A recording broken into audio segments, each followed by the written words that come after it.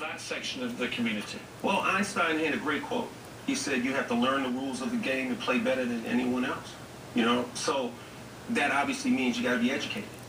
To know the rules of the game, you have to be educated. So it starts with education, but it's not just about, you know, going to the public school and learning arithmetic and reading. Of course, we need that. But I think we all know that there are certain things that are being taught around dining room tables and certain things that are being taught in, you know, fancy, dimly lit rooms that need to be shared in that underclass or that underbelly community, because that will only help society as a whole. Remember, if you... How much should they be personally responsible? I interviewed Ron Paul. Completely. I interviewed Ron Paul recently. He was very big on, you can't wait for governments or states or whatever it may be to help you. You've got to help yourself. Yeah. Well, he's right. He's right in that regard, because, you know, the government is not our religion.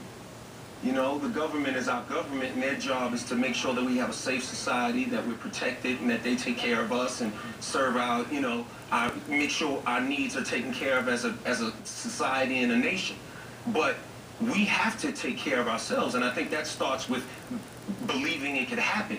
See, a lot of times when you're dealing with the downtrodden and you're dealing with, you know, the underbelly, the urban community, you're dealing with people who have given up hope. So, you know... And when you talk to people in that position, what do you say to them to inspire them? Look at me.